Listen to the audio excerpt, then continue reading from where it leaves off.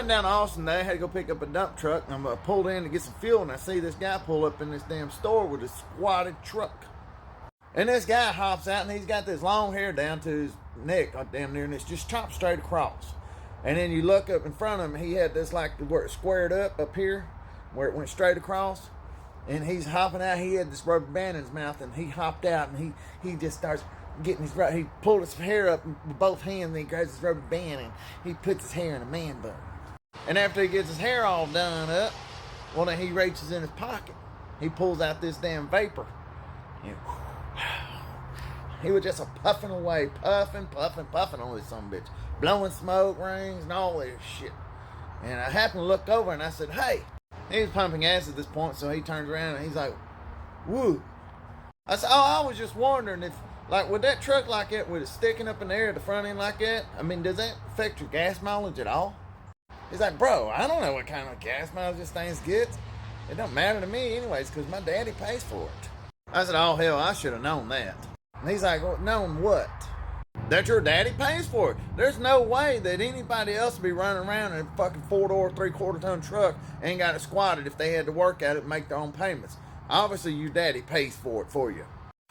And you riding around like this, looking up at the sky. What are you trying to do? Make sure you don't miss the solar eclipse?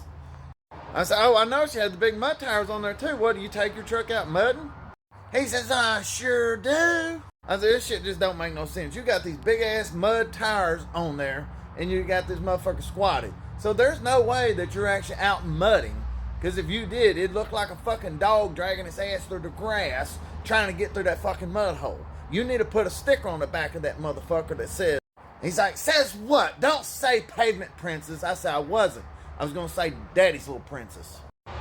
Daddy's little princess. He said, oh, let me tell you something, boy. He started shaking that finger, shaking that head. Next thing you know, that fucking ponytail's rolling around like a fucking helicopter, boy. And he says, I can't stand it when you redneck hillbilly motherfuckers come out of the woods and come down here for spring break.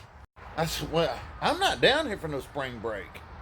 He said, bro, you're capping. I've seen your kind down here around here before, and that's only when y'all come down here for spring break, bro. You're straight crapping. I said, crapping? He says, captain. I said, crunch. He said, bro, you're straight capping. Capping?